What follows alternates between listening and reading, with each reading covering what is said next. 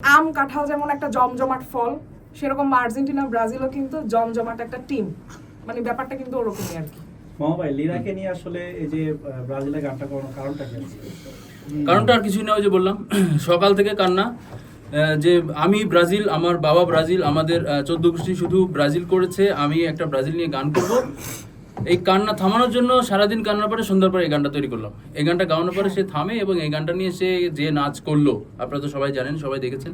তো এই গানটা করা আসলে ব্রাজিল ভক্ত যারা বাংলাদেশে আছে, ব্রাজিলকে যারা ভালোবাসে, তাদের এই ফুটবল বিশ্বকাপের আনন্দকে আরও বাড়িয়ে দেওয়ার জন্য এটা আমার এবং লিরার একটা ক্ষুদ্র প্রয়াস। এবং দর্শকদের অলরেডি ভালো লাগছে। ফাইনাল গানটা খুব শীঘ্রই রিলিজ হবে, যেখানে খুব ভালো রিদম থাকবে এবং দর্শক, সামনে তো খেলা আরও জমে উঠবে, সামনে ফাইনাল আছে, আরও সেমিফাইনাল আছে, কোয়ার্টার ফাইনাল আছে। তো তখন এই গানটা আশা করি তাদেরকে একটা বাড়তি আনন্দ দিবে ইনশাআল্লাহ। মামা ভাই, আমরা দেখি যে আপনি যেই গানগুলো করেন, এবং আমরা দেখি যে এর আগেও অনেক শিল্পীকে নিয়ে আপনি অনেক যারা ফেসবুকে ভাইরাল হয় বা ইয়ে হয়, তাদেরকে নিয়ে আপনি গান করেন, তাদের মুখ দিয়ে গাওয়ান আর কি।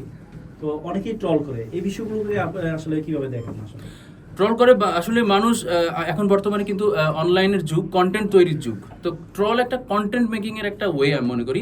যে কোনো ভালো কিছু নিয়েও কিন্তু এখন ট্রল হচ্ছে, মানে একটা বিষয় নিয়ে কন্টেন্ট তৈরি করতে হবে, এই জন্য তৈরি করে। আদারওয়াইজ আমি যে গান তৈরি করি, আমি যার কণ্ঠেই গান করাই না কেন, আমিও সাথে গাই। আমার গাওয়ার ভিতরে যদি মানুষ কোনো ভুল পায়, আর আমার যে শিল্পীরা গায়, তাদের ভিতরে গান গাওয়ার প্রতি যে ভালোবাসাটা আছে এবং গানকে তারা প্রচণ্ড ভালোবেসে গান গাওয়ার একটা ইচ্ছা পোষণ করে। অনেক জায়গায় এমনও আছে যে গান গাওয়ার কোনো সুযোগ পায়নি, সেরকম মানুষকেও আমি দিয়ে গান করাই এবং তাদের আশাটা পূরণ হয়। তো তারা আমার জন্য দোয়া করে। তারা সিরিয়াসলি অনেকে কান্নাও করে দিয়েছে আমার স্টুডিওতে। তো তাদেরকে নিয়ে আমি গান করানোর পরে যদি কিছুটা ট্রোল মানুষ করে, আমি এটা সহ্য করি। তার কারণ হলো কি, দূরের একটা মানুষ আমাকে নিয়ে বদনাম করছে একটা ভিডিওতে, কিন্তু কাছের আমার যে শিল্পী, সে যে অনেক খুশি হলো, তার চোখে যে কান্না আসলো তাকে গান করানোর কারণে, এইটা আমার খুব ভালো লাগে। যে আমি যেহেতু গান করি, আমার একটা স্টুডিও আছে, আমি ওয়াই নট আমার গানের পাশাপাশি আমি তাদেরকেও একটু গান গাওয়ার সুযোগ দিই। তারা কিন্তু প্রচণ্ড গান ভালোবেসে আমার কাছে আসে, এই জন্যই গান করাই। এমন কি কেউ আছে যে যাকে গান আপনি শিখিয়েছেন, সে এখনো চর্চা করছে গানের, আপনার কাছে আসছে, যাওয়া আসা করছে, এমন কেউ আছে কিনা?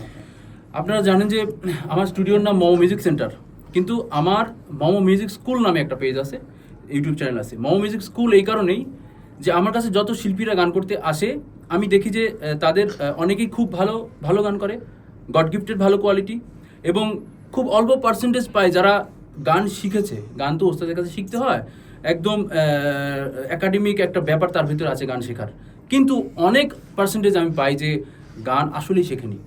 তাই আমি সিদ্ধান্ত নিয়েছি আরও 2 বছর আগে, যে আমি তাদেরকে শুধু গান গাওয়ানোর সময় দেখাই, শিখাই, এটাই না, হারমোনিয়ামে গানের চর্চা, সারগাম যেটা লাগে ক্লাসিক্যাল, সেটাও আমি শেখাবো। এই জন্য মমো মিউজিক স্কুল আছে আমার মমো মিউজিক সেন্টারে। যারা আসে এবং আমার যাদের মনে হয় যারা দুর্বল, গান শেখা প্রয়োজন, তাদেরকে আমি পরামর্শ দিই to admit momo music school.